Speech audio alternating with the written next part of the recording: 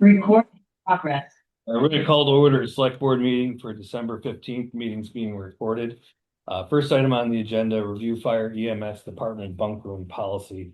So the chief has put together a policy to present to the select board for his intent with a bunk room at Station 2. So upstairs at Station 2, there's probably like a 14 by 14 room. It's pretty decent size. It's outfitted with the appropriate electrical space. One of the goals that we had talked about originally when I came in or when I got hired was to have some type of live-in program or bunk room. One of the reasons is obviously because we don't have a lot of people that are eligible in the town of Sandisfield necessarily to volunteer or interested in volunteering. So one of the tactics that we used was going to outside areas to recruit these people, which has been successful. To take it one step further, we've taken steps to try to entice younger members to join or to try to get people to want to be at the firehouse, especially because Sandisfield is a little bit more remote. For example, we enrolled in the National Volunteer Fire Council, which gives up 25% off college tuition for select colleges. I reached out to like Westfield State University about offering like free room and board firehouse instead of paying for it at college for like the fire science program with people that are interested in getting involved in the stuff and also into the qualifications, paying for EMTs and fire ones. So this is kind of like the last piece of that puzzle. The concept with the bunk room is one for people to be able to stay at the firehouse. And then two, for the live-in program is for them to be able to stay at the firehouse for an extended period of time. One of the goals as far as shaping the per diem program is by having staffing. So if we have people that live at the firehouse that are qualified, for example, we can drop per diem staffing in the overnight because we know that we always have people at the firehouse. This is an approach that I learned from Prince George County in Maryland. University of Maryland practices this program. And it's been extremely successful. A lot of places like Christiana, Delaware. There's a lot of firehouses in Pennsylvania, like Scarlet Hose Company. This is like a proven way to get recruitment and retention there. And the other thing too is if you have like guys that are younger that want to get involved in the fire service, an opportunity to live rent free, learn the trade, go to school. This is a pathway that I can see for us to be successful. So the policy itself will allow for people to stay either short term or long term at the firehouse. They establish no residency rights or be a waiver specifically for that. So there's some logistical stuff that we have planned out for people who want to do the live-in program versus like staying a night or two or a few nights a week. There's certain eligibility requirements. For example, they would have to commit to at least 24 hours of coverage as part of the living program a week, basically paying their way by contributing hours instead of money. They would have to, in that time, be enrolled or attempting to obtain their firefighter one or EMT. And obviously there's an application process for it. So it's not like, but it'd be a long-term thing. One of the biggest things with it is, like I said, that even though they're staying there long-term, they would not be allowed to establish residency. They would establish no residency rights. Like I said, 24 hours a shift or at least 24 hours a week, they'd have to contribute. Their shift coverage is not part of the per diem program. So their 24 hours do not contribute towards like them working. It's you have to contribute 24 hours of volunteer time a week on shift blocks, the same way we have the per diem schedule. It's just uncompensated to meet your requirement to be part of the living program. They're required to attend all trainings and meetings as long as they're not working or doing something else. 24 hours consecutive. It doesn't matter how they break it up. We want 24 hours a week. So if you're gonna live in the firehouse, we're not gonna charge you rent. You have to go on calls. That's the whole intent of it, right? So the way to be able to measure that, because our call volume fluctuates a lot, using the metric of like how many calls a week or whatever, that's really tough. But again, as we shifted the model towards coverage in the firehouse, that would contribute. So even if worst case scenario, like for example, we have the overnight coverage, we dropped it down to 1. having a live-in do that second cover still gives us the same staffing that we were looking for. So, Well, yeah, you can offset the cost of per diem program exactly. by one if Yep. you do this. 100%. So, again, the number one goal is we want as many people at the firehouse at any given point, and that's what improves our response times. And again, if people want to be there, it helps build the culture, it gets people interested, it develops buy-in, and it gives us a lot more bang for our buck when it comes to like the training and certifications. So that's the intent of the program. In the policy itself, we have like the house rules, which are more so like things you can and cannot do at the firehouse. And that goes over, like little things like all participants are expected to maintain professional and respectful behavior towards fellow firefighter staff and visitors. No use of alcohol or drugs on the station property is strictly prohibited. Participants must be fit for duty at all times. So, for example, like if guys go out to the bar or whatever, you cannot come back to the firehouse drunk. Good. Like things like that. What So if you live there? can't come back to the firehouse drunk. Ah, I know. We could always revisit that. Yeah, I think it's good the way it is. But right, it just goes through expectations and setting it very clear. So, again, this is a proven program. We've started aspects of it. This is kind of the last piece to just come full circle. Sure. That's it. Sure. So with the applicants, I mean, how are you going to rotate them? So say you get however many, but other people want to get involved. Is there going to be an expiration date on the applicants? Sure. So to be able to, so the bunk room itself. So if somebody wants to stay overnight, not for an extended period, right? If there's an open bunk, then you can stay. For the live-in program, it would be in 6 month or 1 year terms. So you would have to commit to at least 6 months or at least 1 year. In that, they're part of the application process is we're shooting to have 8 to 10 bunks. That's how much we can fit in that room, comfortably. As far as like dressers and like that kind of thing. If all 8 bunks are full, one, that's a great thing. But if people apply after the fact, then they're on a waiting list Sure. until one becomes available or what have you. Good. So you answered my second question on how many. There's concerns about how many people the septic can handle. We are going to do a Title V this week, I believe. Sure. So there would have to be some sort of restrictions on water use depending on the situation. We'll know exactly once they do the test what the capacity is and what we can bear. Do you have permission from the landowner to do the Title V? Oh, Or do we own the building? no, we don't own the building. Do you have permission from the? No, actually, I don't. I can certainly make that call. I mean, when I was doing real estate, Sure. we couldn't do water tests. No, it's a good anything point. I didn't see it as kind You of need, commercial. landowner permission, otherwise you're trespassing. I'm fairly certain they asked us to do it. They did, but Yeah, I'll confirm it on paper. Otherwise, you're opening a. Yeah, so That Steve, works. at the end of October, it was October 29th or November 1st or so. The president of SFDI, Dan Andrews, had reached out and asked for us to be able to do the septic. Yeah. Specifically requesting that amongst a few other things with the Hansel system, the fire extinguishers, etc. Sure. So while there was not explicit permission to specifically do a Title V, there's a reasonable expectation for us to be able to do the repairs, maintenance, and service of the septic system itself. Yeah. So I would assume that part of our due diligence would obviously be to do I that. get it in writing. Yep. No, I agree with Mary. We should have it in writing. I was under the same understanding, but cross our T's. So the physical fitness test, what is this test? Is it a state standard or something? Sure. So the physical fitness is an NFPA standard for physicals. So what they'll do and every member of the fire department has to have one. We just didn't have enough money this year to do it. It's the same thing like Doug and the rest of them going through the academy had to do. So the NFPA requires pre-cancer screenings and cancer screenings at least once a year. Yep. All members have to be able to do a spirometry test, so like lung capacity. They all must do a stress test. The number one leading cause for firefighters are cardiac related issues.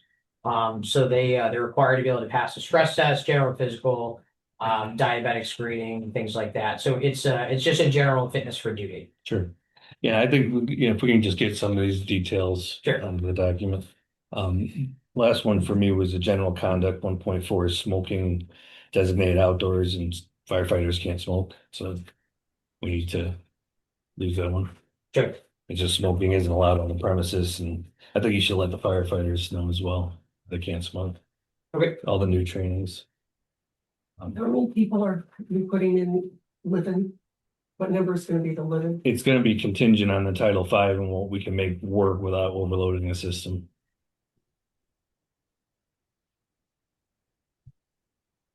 At least that's my opinion. I think it's appropriate. Yeah, Is there gonna be like a workout room, a fitness area for these people? So we don't, as good as that would be, we just don't have it. We're not. They'll be outside jogging. They could be outside jogging, they could be outside flipping tires, you know, so it might not be a designated workout room, but I know that like even the members now. You know, there's a lot of them are really into that, where we'll do like push-ups, sit-ups. Yeah. You know, we have like door hangers where you can load like that, so. I know they're, It's some sort of fitness program. yeah, that would be cool. It'd be cool, it's definitely something that we can explore. What do we have to do to get the second floor to be a area to sleep in? I mean, I don't believe there's windows up there, and do we have the smoke alarm? What other things have to be for people to sleep in that area? Sure, Don't you need an egress window? there is, There's how many? One is all One. you need? And that's all we need for that area? Yeah. Okay, and it's bigger. There's a door It- upstairs too. Yeah. There's a- there's a Well, door. the door, you gotta get out. There has to be a window. I'll measure the window. There's an exterior door though, I'm saying. I know, but, oh, okay, as long as there's an exterior door. Yeah, But is that cover or do they still need a window? I'm not positive. Not a builder. Yeah, we can check with the building inspector. It's based on use. Yeah, top of the stairs is an exterior door. Right, but I don't, you know, like Yeah. I said, I know they always push the egress window. Yeah, they do residentially because you generally don't have that second floor door. Yeah, the other two is municipal buildings and fire department buildings are exempt from certain codes specifically like that. I don't know if we got people sleeping with. So the only other one was workers' compensation. Just a note that we don't do workers' comp for firefighters. There's a different fund. Can you review what it's called? I removed that language in its entirety. Okay, well, I might have an older I think version. you have the older version. Yeah, so I removed that, and I think what we were talking about, what was the smoking thing, I think that was removed. Okay. Yeah, I'll just give you my notes on this if Yeah. for your review Yeah, afterwards. it's just we're sitting in front of 3 at the moment. And this is the original proposal. The draft, and I think this is the final. That's final. This is- Yeah, so for that, we just refer to whatever the town's policy is. Got it. You guys got any questions? I have one more. Yeah, I Mary? see that he is EMS and EMT in Connecticut. Are you certified in Mass yet? We're talking about the living program. Okay, sorry, I'll wait till later. Any other questions? Nope. Moving forward. Right. Hey Bob, that's Barbara. You sure? Yeah, I just texted her. Yeah, so I'll give you my notes. We can review this one more time after you updated the draft. Thank Um, you. Thank you, Bob. So Thank you. is the updated draft, I think all the notes you stated in there are in the updated one. I don't know. I could double check myself before I send it to you. Sure. Yeah, I may have just printed the wrong one.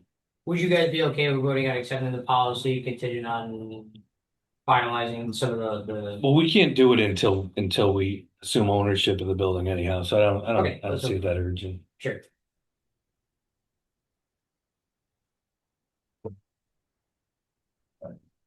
Next item, review business certificates. This is the time of year where annual renewals need to be done. So we have one for A&M Auto. It was confirmed their taxes are up to date, so I would motion to approve and Auto's annual renewal. Second. All in favor? Aye. Aye. Aye. So this is for multiple licenses types. Sale of tires and motor oil.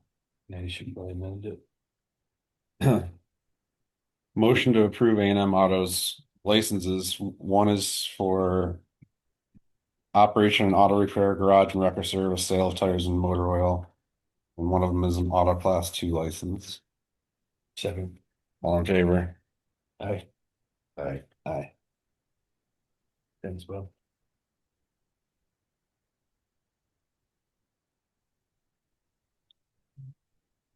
Review sustainable purchasing policy. So, Jamie, do you want to speak to that? Sure, this is just a policy that basically says the town will do all of our environmental, or take into consideration our environmental impacts when, doing procurement stuff, so. If we can do, remove single-use products and try to use like donation or reusable things. It just qualifies us for some environmental rebates and stuff, so this is a policy that we actually already have implemented, but something that we're updating this year because the state did update their language, so. Is it required for the green community? Um, Do you know? I'm not sure if it is required, but I'm sure it certainly wouldn't help. This is more, it has to do with like the transfer station stuff and the greens, but.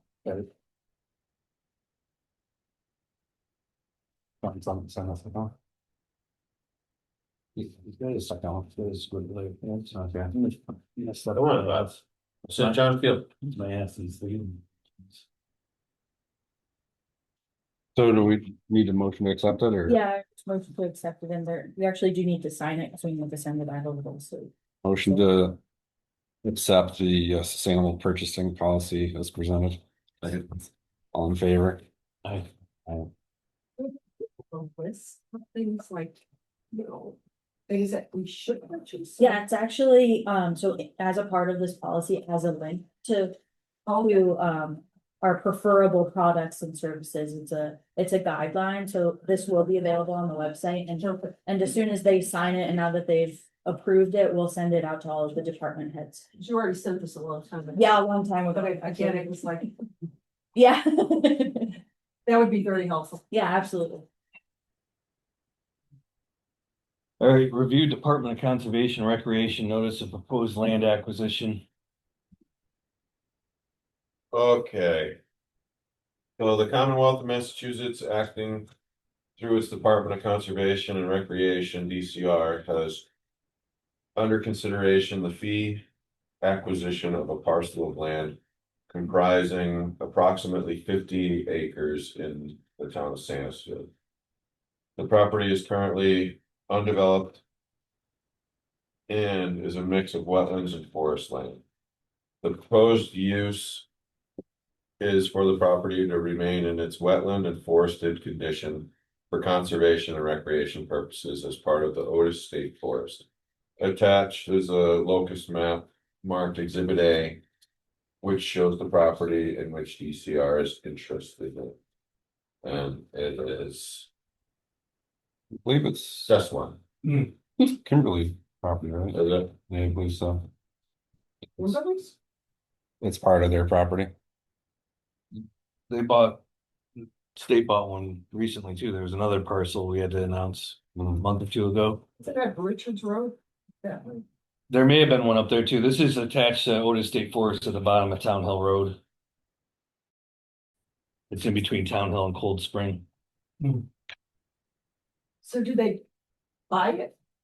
Oh, okay, they did buy it.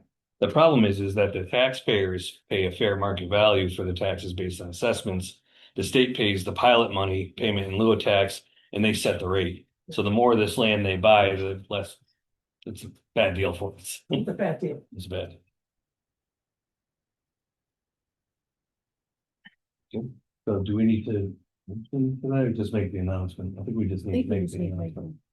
Announcement has begun. All right, review mutual aid thank you letter.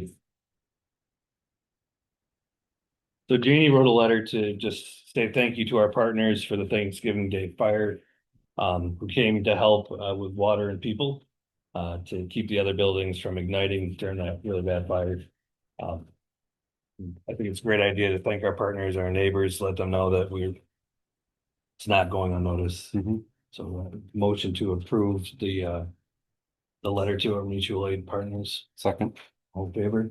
And that's just a list of them if you wanted to specifically announce. who- Yeah, I'll announce who they were. Otis Tanker Rescue and Engine, New Marlboro Engine and Tanker, Monterey Quint and Engine Tanker, Great Barrington Engine, Riverton Tanker, Colebrook Engine, Northwest Medic, Winstead Fast Team, and New Hartford for station coverage. Thank you all. Norfolk, No, they came for a water supply, all right, we'll thank them also. but I'll make sure they know the entire lesson. Thank you guys. Yeah, fire or was it water you said? Yeah, it was Norfolk Fire. Okay. Well, if you want. Great, so that one's done. Review and approve annual town report, so I drafted a report for the board based on fiscal year 24, right? 24, 25. 25. We're always a year behind. Every 1 year on the select board, it feels like 7. It does, right? Yeah. There's a lot of stuff here. Cause it's a job. So it's like I've been on it for 28 years. What it feels like. Pretty much you gotta announce any legal action, and positions that the town's taken. We put other items in there, you know, hirings and firings and things like that, not getting into the weeds too far, but just some of the bigger stuff. But, you know, you have a chance to review. Yeah, I did. It's funny when I was reviewing it the other day, it's really, that was this year. It seemed, I think as John was saying, it felt like that was multiple years ago. Yeah. Yeah. Well, I mean, 2024, we are almost 26, so. Yeah, FY 25 was in 24. So, yeah, a motion to approve the annual town report as written. Second. All in favor? Aye. Aye. Review fiscal year 27 select board budget. Big. Big. Big.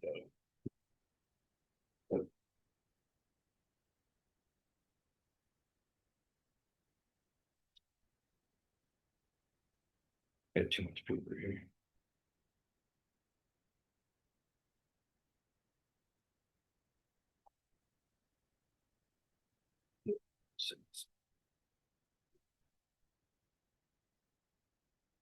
All right, so one of the biggest items I believe that comes out of here is the legal services. This year we had to add to it. I do anticipate there being obviously legal again next year. It's kind of running with the flow. So we went from 16 to 19, so FY 24, 16, FY 25, 19. We also asked for more at the STM based on a specific situation that happened. I don't think we need to count on situations like that being year over year, so I don't think that counts. I think we should increase it though. We're following suit, maybe 22. Based on the way the run rate goes and how we're using it this year, if you take out that extra ask, that's somewhere where we would be. We also do notifications for the town meetings. The advertisements in the newspapers, those sorts of things come out of select board budget. Anything that's like for the greater good of the town as a whole, not for any specific reason. So that's the only change I would consider making is for legal. Yeah, so usually we haven't gotten the letter yet this year, but usually they do have a rate increase also that we just need to account for. Okay. If we pursue the order taking and everything that. I don't know if 22 is gonna cover it is my thing, but we can cross that bridge when we get closer to it and we understand what the rates are looking like. It's $250 an hour right now. I do anticipate as things settle down a little bit, going back out to bid, so maybe it won't matter as much, maybe we can get a better rate for that. Well, for right now, in the spreadsheet, let's just put the 22 on there and we'll circle back after we have some more of those. Sure, yeah, usually they send a letter out in the beginning of the year, so. Okay.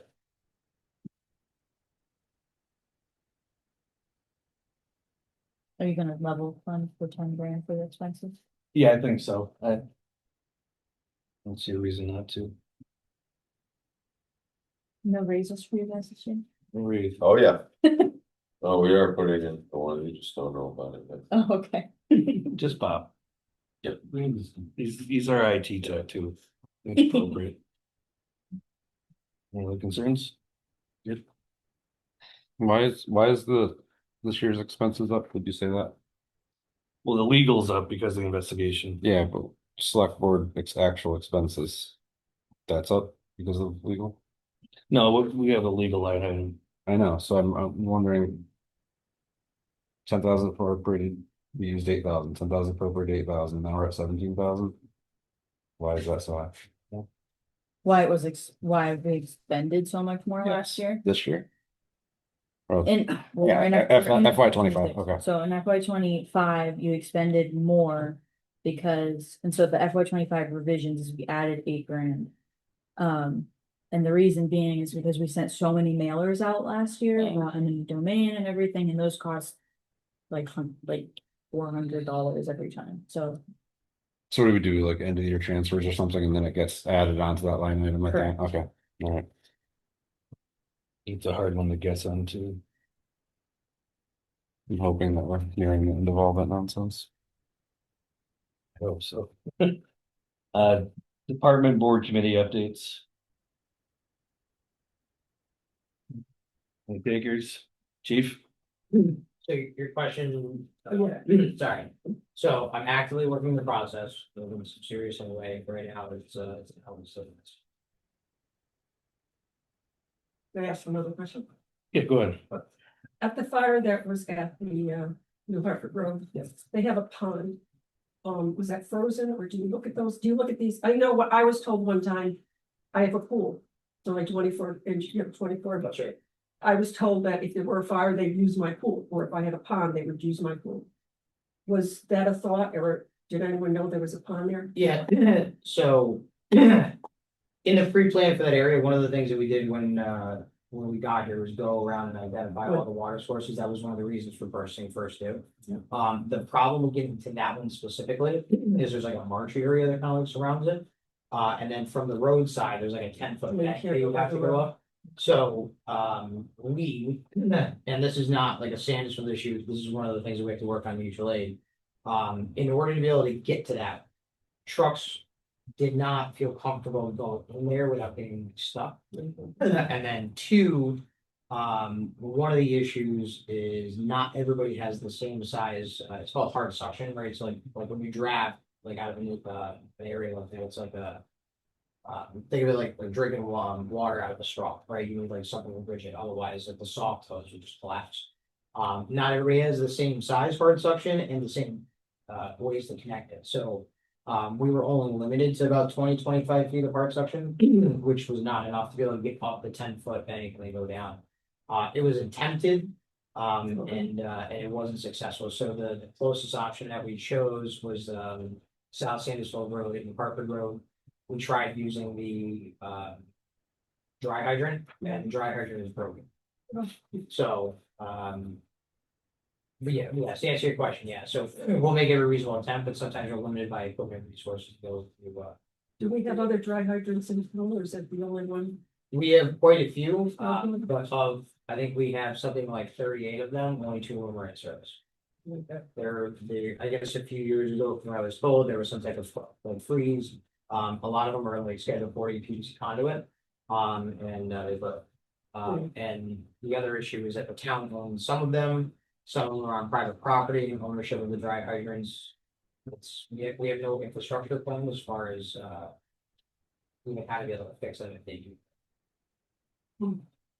I wasn't really given good information before how it was done. But that's one of the things that we're gonna look into going into the new year when everything starts falling out. Was trying to fix a lot of infrastructure stuff. I believe a lot of them probably did go through conservation.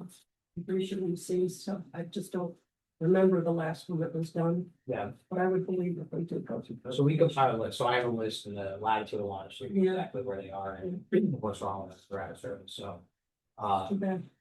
Yeah, I mean, it was, we ended up making the change very quickly. That was the original plan, right? The water supplies right there. It's right there, yeah. One of the pieces of equipment that we're gonna invest in next year is this thing called a turbo draft.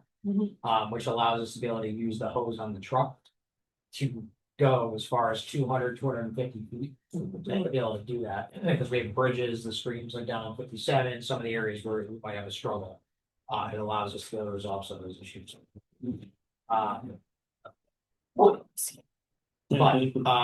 as far as the department update, we were able to. Do you wanna go around into the other door? Sure.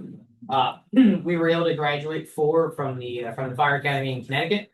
Myers, Sienna Fierro, Omar Baker, and then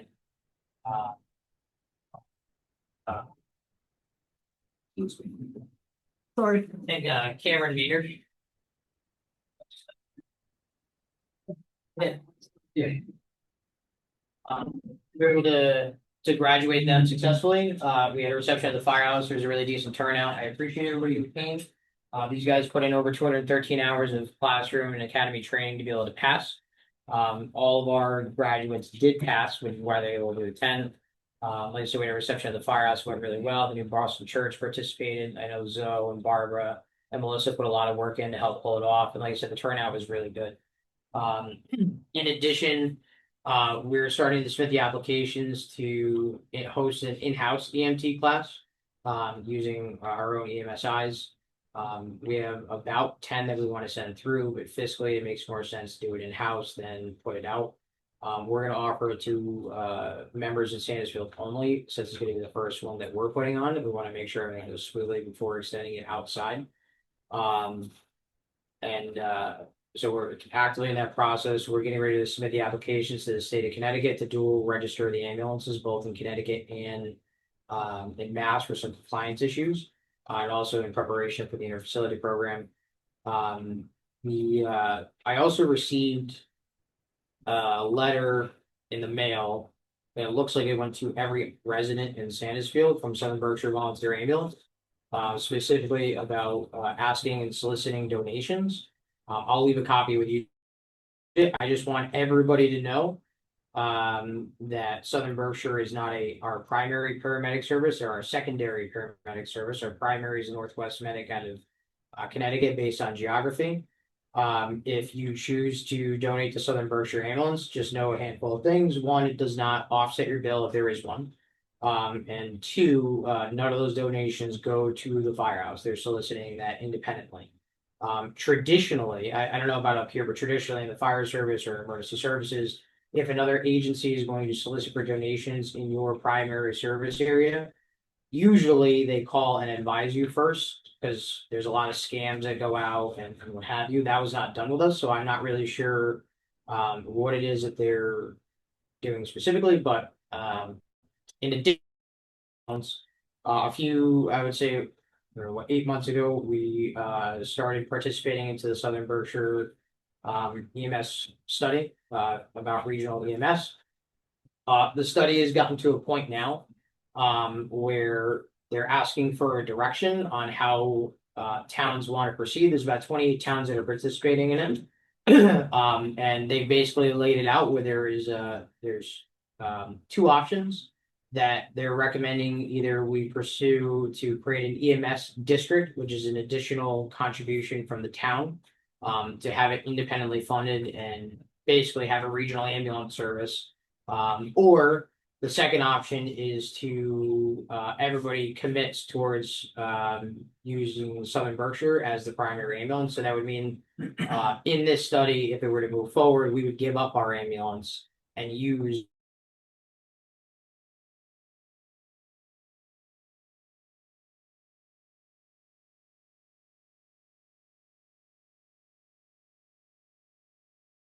about it, and it's a really big decision. This does not commit the town one direction or another. It's solely for the study.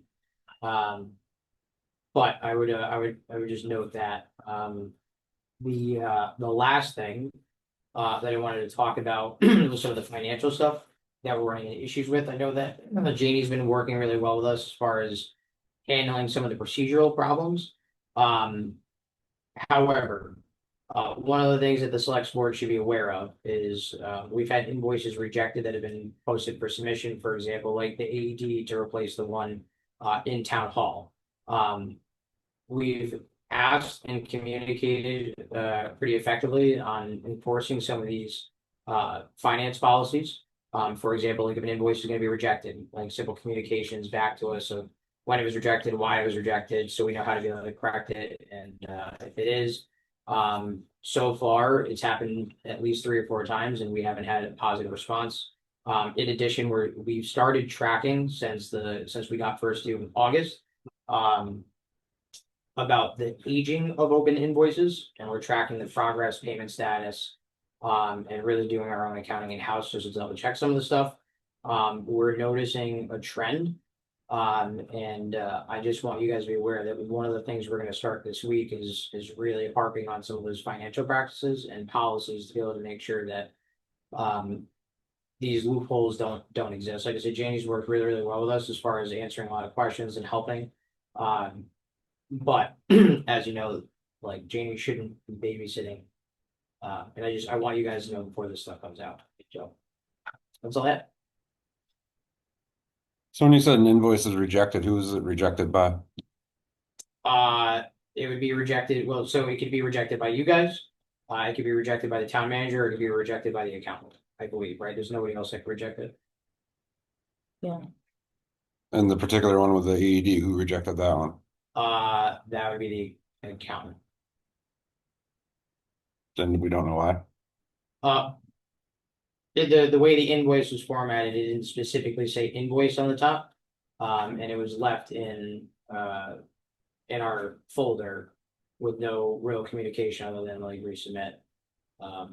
So, but the problem is that if, speaking frankly, a post-it note, if there being an issue with like an invoice, it's good. We've already lost a lot of like relationships with vendors from like previously not paying bills on time. Sure. And invoices not going well. I mean, even the special town meeting where you have this huge list of invoices that they're not being paid. One of the questions that was brought up was, why is this happening?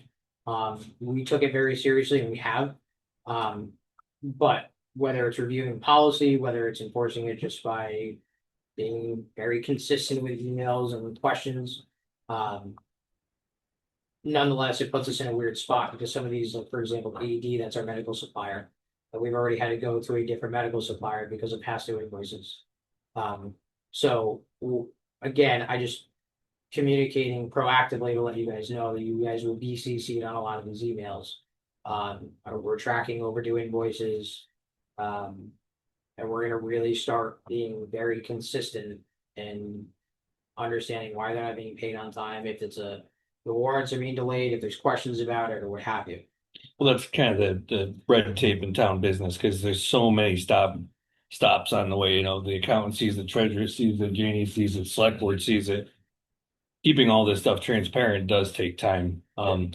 The one about the invoices I get, like my wife doesn't pay a bill unless it says invoice, it says estimate or anything else, it just doesn't get paid. So I think some of those things you could probably explain to the vendors and they'll get over it and just make sure their policies are accurate, Yeah, no, 110%. I guess more so on our side that the issue is that if that's gonna happen, just tell me so we can get it corrected. Yeah, communication. Right, because that week that we don't see it is another week that it goes in. Most of our accounts are net 30. So from the submitting the warrant, by the time it gets approved, goes to you guys, that's 7 to 14 days if you guys have or don't have a meeting. Sure. And then if it gets rejected from 1 week, now it brings us down to 3 weeks in. Sure. And if we're net 30, then that Monday gets cut. We have zero probability of paying our bills on time based on some of these procedures. And it's nobody's fault. It's just we got to be tight. If there's an issue, it has to be addressed right now. Sure. That's all. Mary. Don't feel like it's not an isolated, we have the same problem sometimes. All I can say is go to that filing cabinet more often, Yeah. because that's where it ends up. And if you only go once a week or every other week, you're gonna find it and say, oh darn, what happened here? Why wasn't it paid? And those weeks go by. So my suggestion is go to that filing cabinet more. Sure. No, But I it's not an isolated for you. It happens all the time. So based on that, I would also ask that the select board reviews or takes a look at the existing policy when it comes to rejecting or approving invoices, because if it's not isolated just to us. Well, no, I think the accountant rejects them if they're not in the right line item, if they're not invoices. She usually just leaves a post-it and lets you know how to correct the action. I think he's just specifically asking that he be communicated with via email or a phone call, because since she only comes in once a week, that means now if it gets rejected, it's waiting a whole nother week to get paid. She doesn't email. So, You're right, she doesn't. yeah, email. so I mean, that's a conversation I can have with her easily enough that just says, hey, when you reject an invoice, can you just shoot them an email in addition to putting it back in your folder? I'm assuming that's what. Yeah, no, that's what it is. It's just, Sounds like an easy fix. Yeah. Done. Communication. Yeah. All right, any other department board updates? Town manager updates? Sure. So on Sunday, I attended the Fire One graduation and reception thereafter, and I just want to reiterate how proud I am of the dedication of our Fort Sandisfield firefighters. It's an incredible achievement, and it speaks to how far this town has come. So congratulations to them and to our town as a whole. Steve and I will be attending the state announcement regarding the most recent Community Development Block Grant Awards this Thursday at 1 in Housatonic. So as I said last week, the award details can't be shared publicly until after this meeting, but the invitation does indicate that our project was positively received. Last week, Steve and I met with KP Law to understand our options with the acquisition of Fire Station 2 going forward and just what that process looks like. So once we get our updated appraisal, which is scheduled to be delivered this Thursday, the board should meet at least briefly in executive session on Monday. I know it's very close to Christmas, but just to make that decision on our next step and then motion in a public session thereafter. So even if we just need to do that one thing on Monday, I think it's important that we do that. The tree bid has officially gone out, so because the budget's under $50,000, we do only need to solicit bids. We don't have to do the whole sealed bid process. So I did send it out to numerous local businesses, I think 4 or 5 total. It's also posted on our town website for people to apply as they see. And that said,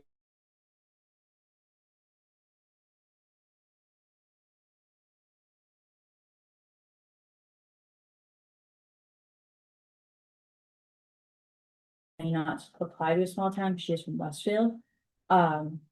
So she's been a really great person to reach out to as far as the legal part goes for procurement process. But the package might be a little more than what a small town like us is needed. So that said, I did reach out to New Marlboro. So if I'm getting feedback that the package doesn't quite fit our needs and there's some confusion, then I might just resend it out with a less strict bid package. I attended a virtual meeting last week to go over our obligations in the process for quarterly reporting for the Edward Byrne Memorial Justice Assistant Grant. So this was a grant received by the police department for new radios. Adam Gonska had originally been the point person for this grant, but he had taken a bit of a leave of absence. And so it seems that the administrative responsibilities have now fallen on me and the police chief. So I was already successful in submitting our pre-contract paperwork and creating a relationship with our program coordinator. So that's well on its way. The police chief position has officially been posted and will be open until filled. It's posted on the town website and will run in the shopper's guide as well. We'll also be posting a new DPW labor and equipment operator following recent separation of the town with one of our employees.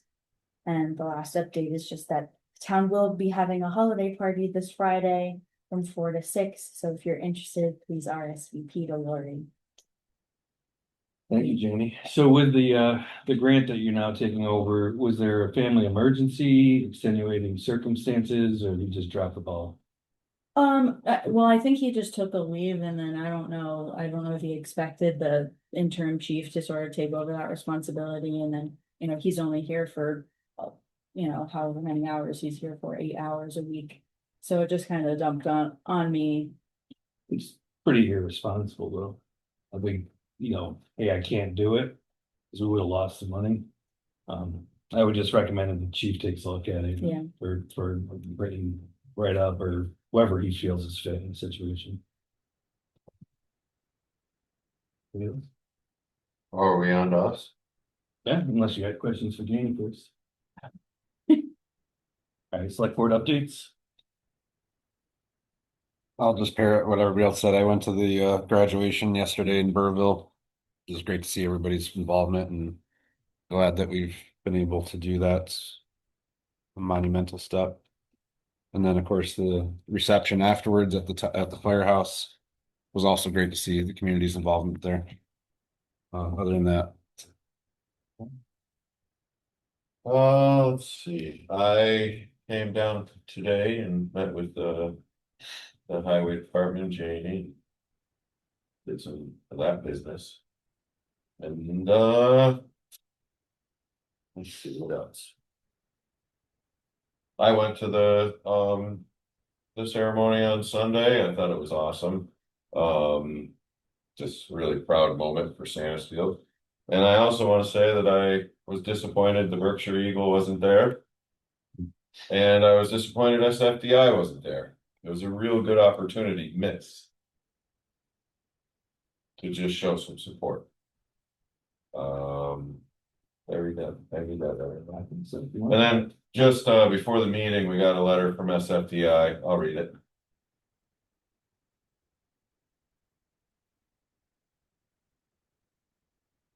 Okay. At a meeting of the full board of directors of the Sandisfield Fire Department, Inc. held on December 10, 2025, it was discussed to place the property located at 207 Sandisfield Road for immediate offer for the full appraised value of $560,000. This amount was approved by the town of Sandisfield at the special town meeting held on November 21st, 2025. The sale will be for the land, building, and any improvements thereon. This does not sound like Dan Anders, by the way. And specifically excludes any other property contained on or within the above location belonging to Sandisfield Fire Department, Inc. Immediately following the transfer of the deed to the above mentioned property to the town of Sandisfield, the directors of the Sandisfield Fire Department, Inc. will arrange a meeting with the chiefs of the fire, police, and ambulance services to discuss assistance to the town in support of the mission statement of the organization to provide fire protection and other emergency care for the lives and property of the citizens of the town of Sandisfield, Massachusetts. The board of directors will then meet with the board of selectmen at a time and place to be determined to discuss any proposals for assistance to the town. To move forward, the Sandisfield Fire Department, Inc. will require an immediate public rescission of the letters of disassociation that were issued by the select board and town manager of the town of Sandisfield. We look forward to a swift resolution of this matter for the town and the corporation. Dan Andrus, president of SFDI. That's not. Yeah, What? Doug, would you like to say something? Is that real? No, I'm seriously asked. That's a real. Yeah, Real fast. yeah, he apologizes that it didn't go out this morning, so we got it at 17:23. 30 minutes before the select board meeting. Yeah, so rather than just gift it, they want to have the money so they can have some control over the fire department and some circumvent So not, town government. But they Another said thing they is- got the money. well, and I mean, we have on several different occasions, even written in the Eagle. A meeting that I had is they don't want the money, so it's weird. It's really contradicts. They do, they don't. Can I ask a question in summary?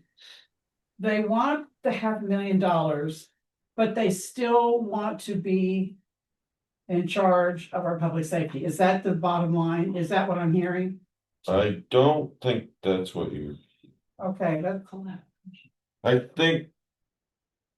They want to sell us the fire station for $500,000. Okay. And then it appears as though they wanna help fund some programs.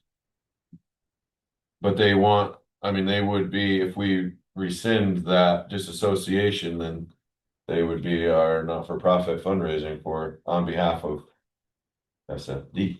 So just to be clear. Yes. I only had 30 minutes to digest this letter. I don't think we should really talk about it that much.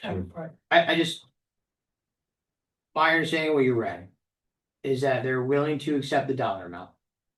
That was the original proposed assessment. And correct me if I'm wrong, and I'm saying this just based on what you said, is that this sounds like an olive branch to walk back everything that has happened over the past few months. Is that, Yes,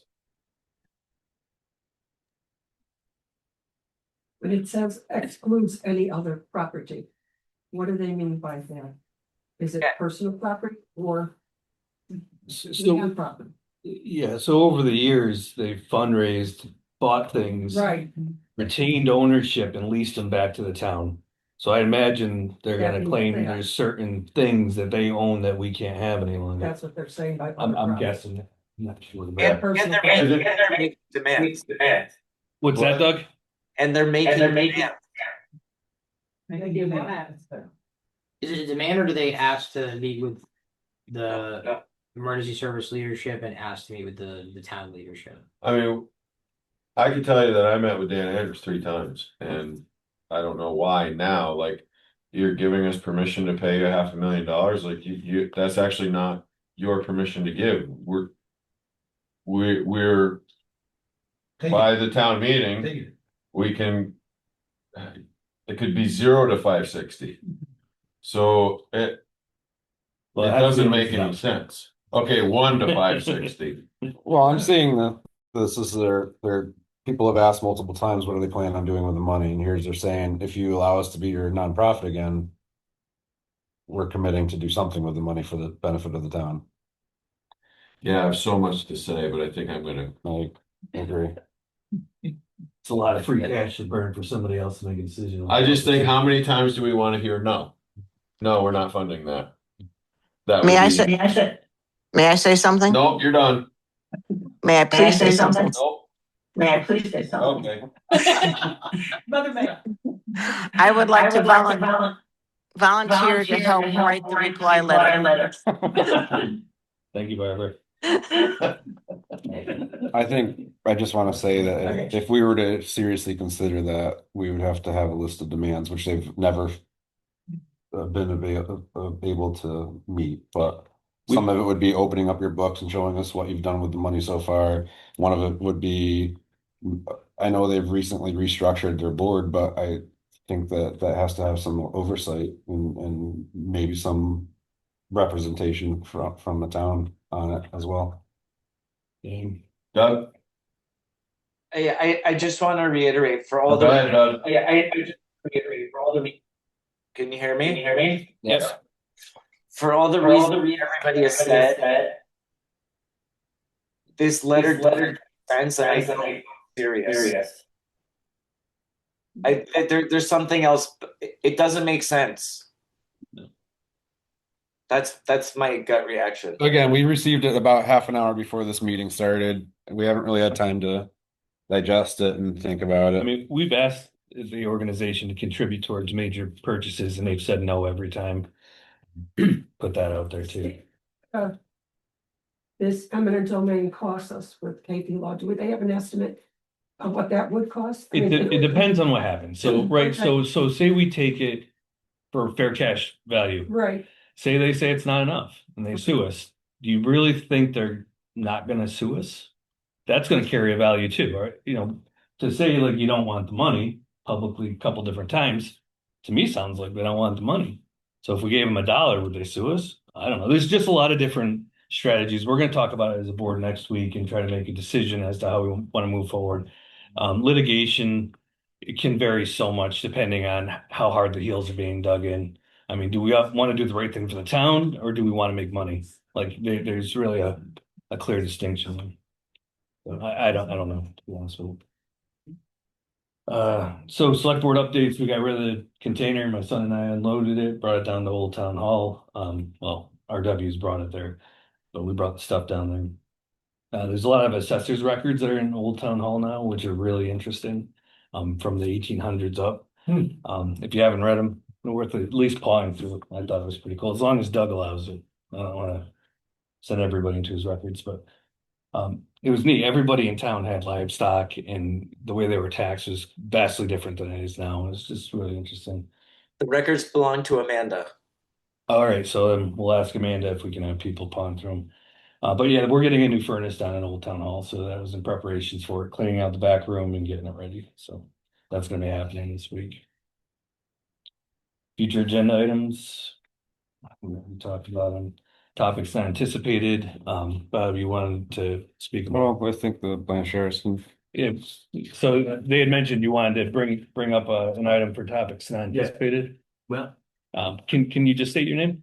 JP Blacher and Eva, Right. 153 New Hartford Road. Okay. As everybody knows, on Thanksgiving Day, our 1770 barn burned to the ground.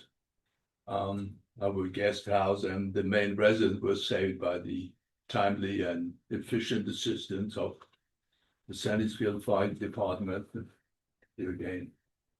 And so we had this gorgeous barn which had been appraised and praised, wrote their book written about it, studies, and we were recommended it should be on the National Register. It's gone.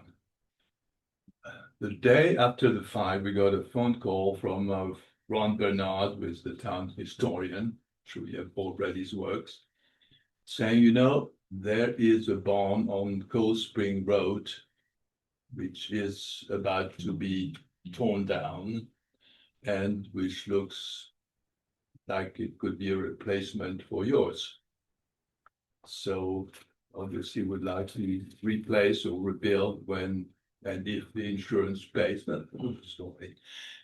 So the next day we went to see the barn. As it turns out, it's about the same size, a little bigger than ours. It's an English barn, which are very uncommon apparently. Ours was an English barn.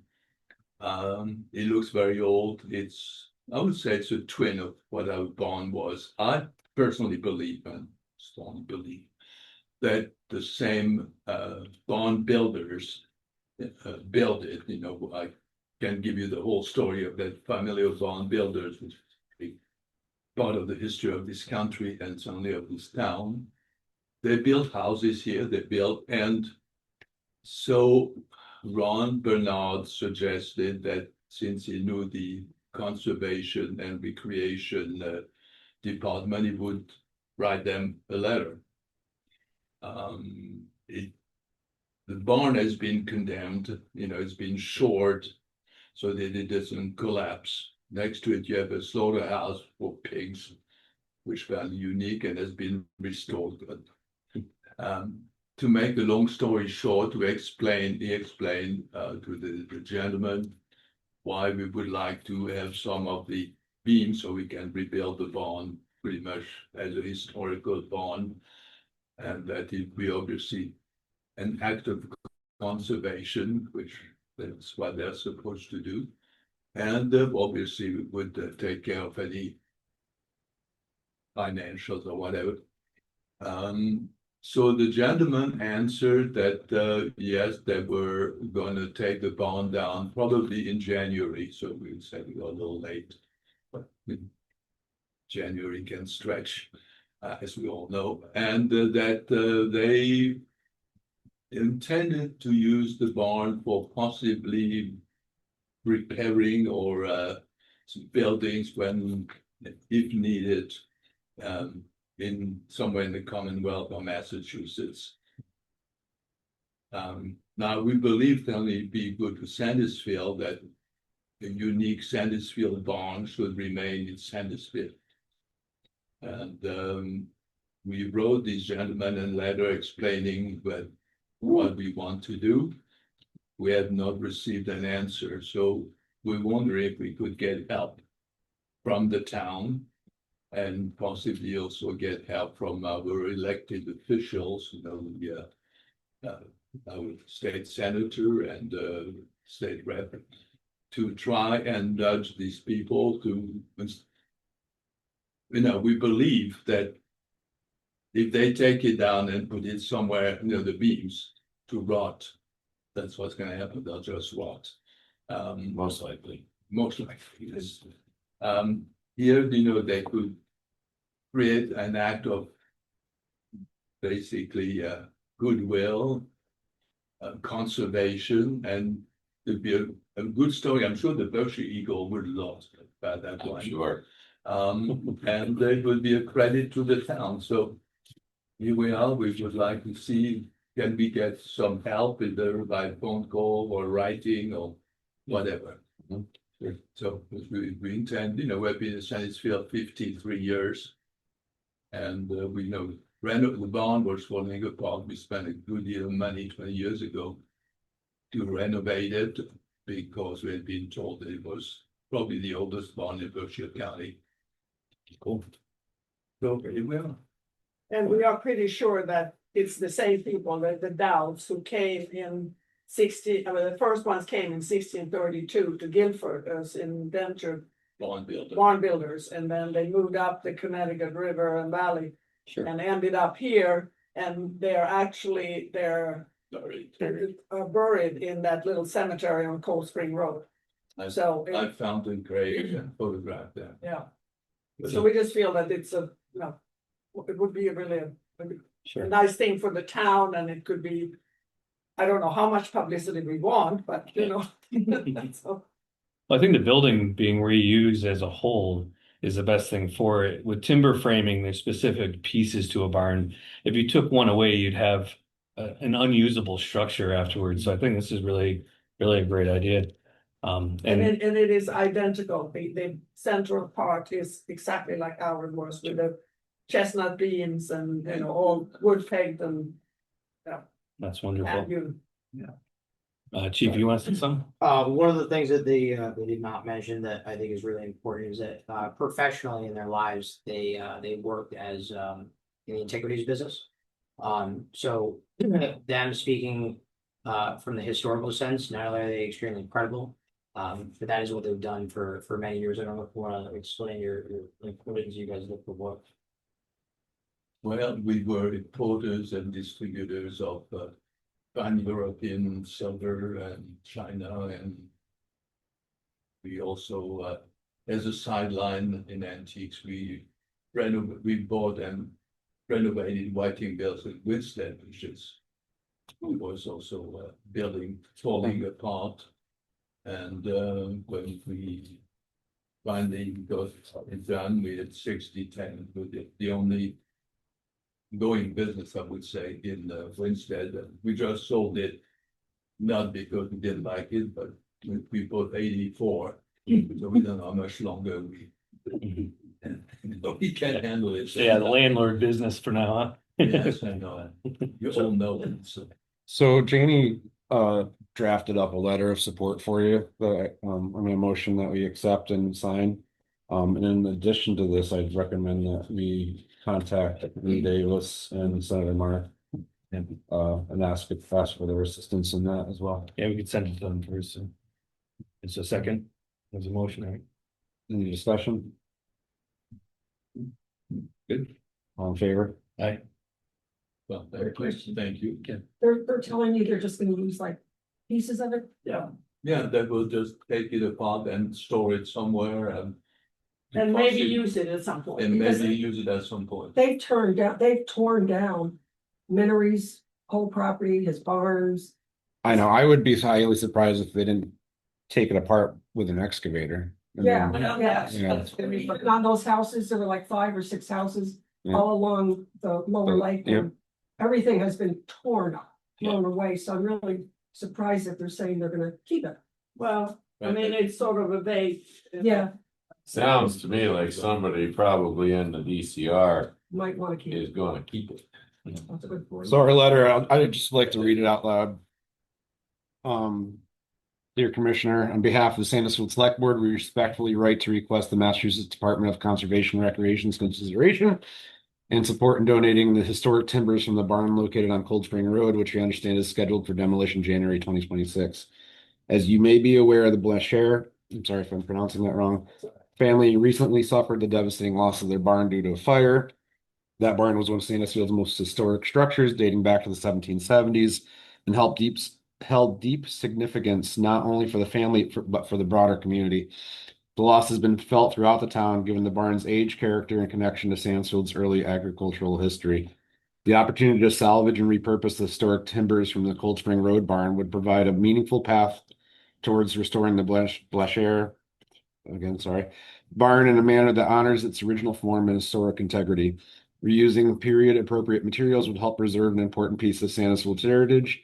It would stand as a tangible example of stewardship, sustainability, and respect for the Commonwealth's shared history. We understand that the barn on Cold Spring Road is under DCR's purview and that demolition is planned. If feasible, the select board respectfully requests the DCR support in allowing the timbers to be donated for this restoration effort.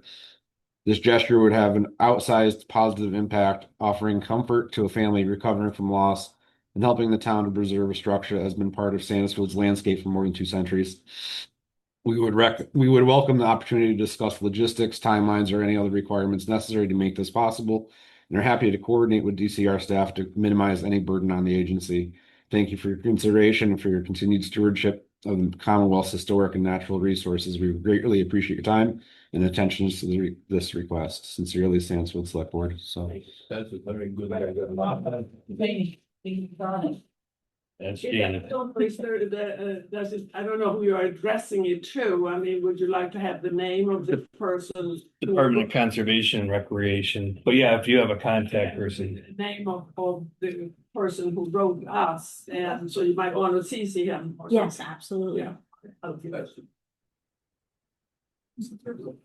His name is Kevin Allen, I think, or somebody, I don't know. Okay, I think that's his name.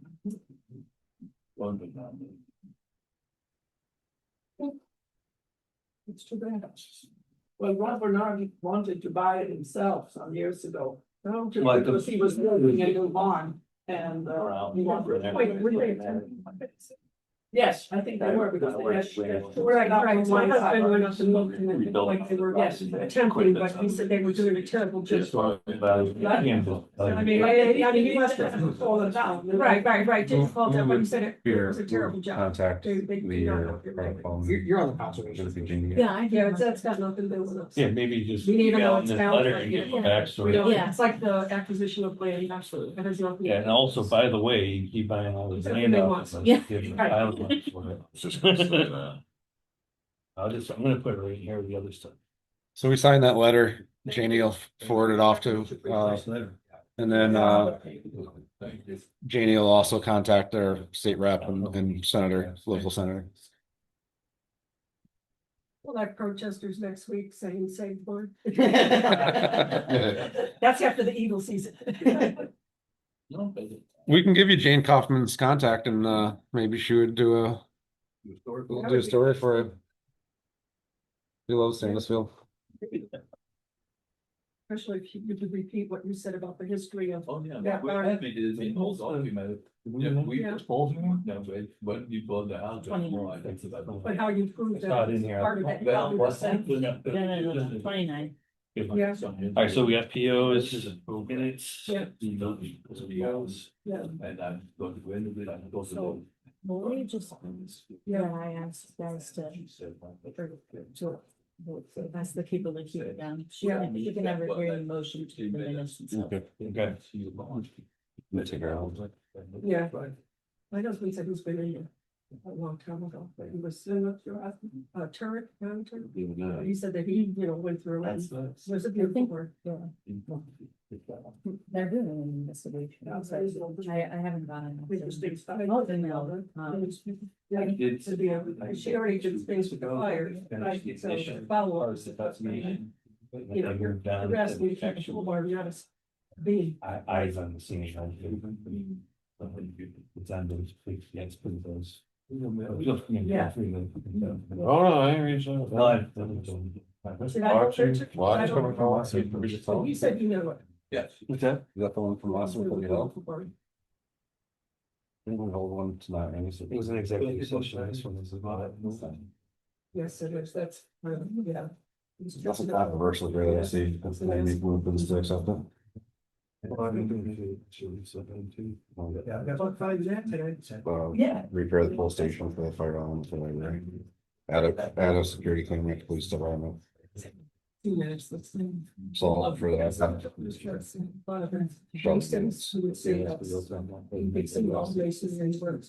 One is asked for another, one. That's what they did, they picked an area and. And we're still. Yeah. Yes. The old lady. Yeah, yeah, yeah. I just like the sign. Someone took the. Yes, when she asked. Yeah. Yeah, I remember that. Yeah.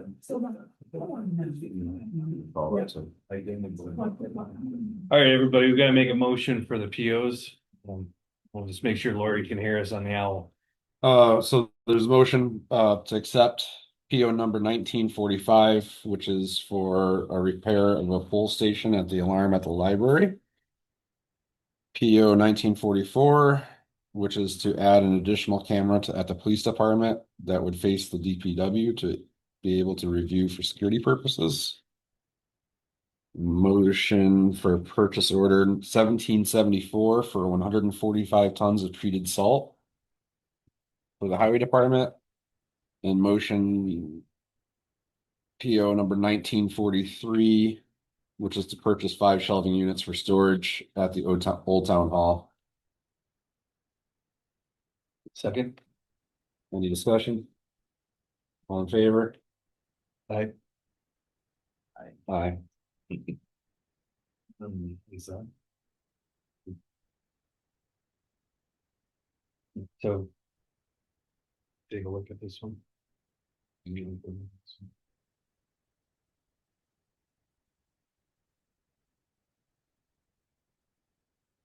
Steve, how are we doing with our usage of salt and sand?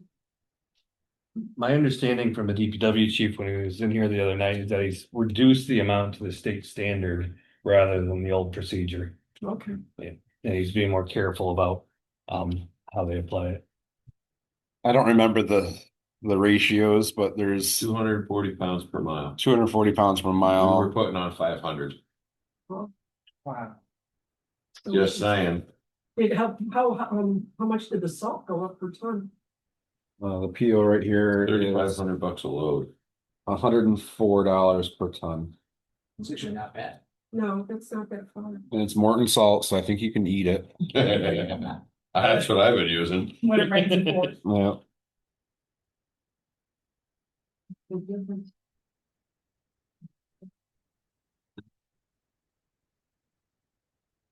Another benefit of having the right guy in the right job. Hey, not only do we get our fire and EMT calls answered, we got nice roads. Imagine that. Things are shaping up. I was impressed that they were out 5:30 Sunday for that couple inches. They were like on it. Heck, I was doing nothing 5:30, I don't know, but I was on duty for the Wow. ambulance for New Marlboro. And I couldn't sleep. And I sat there and I listened to the plows drive by the house. I was at a friend's house. And you would have thought that there was 3 feet of snow out there. I think they were plowing off every 1/8 inch. I mean, it was just insane. Yeah. This is not Sandisfield. But this is wild. Just scraping the blacktop, just Sharpening sharpening the edges. what are you trying to say about it? It was the state. Yeah.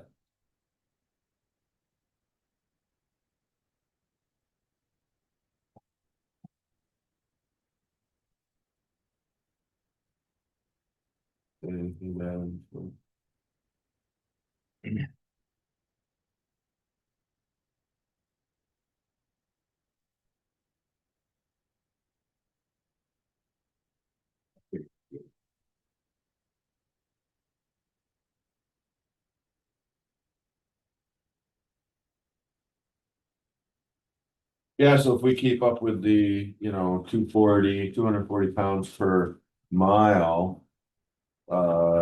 And that works, or potentially, fewer pounds per mile.